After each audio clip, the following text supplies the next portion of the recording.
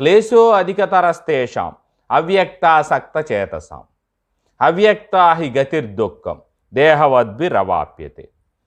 అయితే ఈ ఇంద్రియ గోచరం కానటువంటి నిర్గుణ పరబ్రహ్మాన్ని ధ్యానించడం అంత తేలిక కాదు, అసాధ్యం కాదు, కానీ తేలిక కాదు. అది అభ్యాస వైరాగ్యాలతోనే క్రమేణా ఉన్నత స్థితికి వెళ్ళాలి.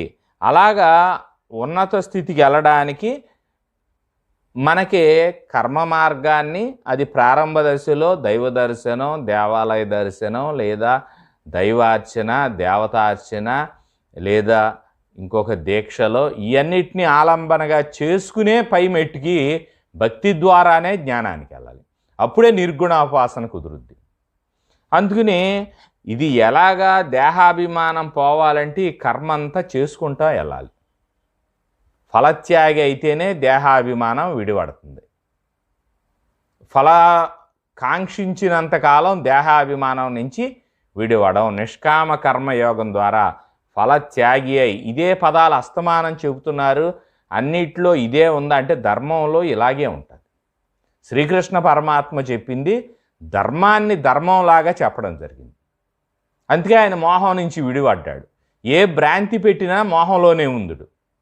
అందుకు నేను నిష్కామ కర్మయోగి, నిష్కామ కర్మం ద్వారా కర్మ ఫలత్యాగి ఎవరైతే దేహాభిమానాన్ని వదిలిపెడతాడో వాడు ఇంద్రియ గోచరం కానటువంటి పరబ్రహ్మ స్వరూపాన్ని పొందడానికి అర్హత సంపాదిస్తాడు.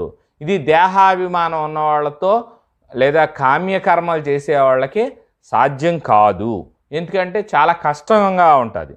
అందుకని ఈ ఇంద్రియ గోచరం కానటువంటి పరబ్రహ్మ స్వరూపాన్ని పొందాలంటే సగుణోపాసన నుంచే మనం మొదలవ్వాలి. చక్కటి విగ్రహారాధన అత్యుత్తమ సాధనం. మెల్లిగా స్టెప్ బై స్టెప్ వెళ్ళాలి.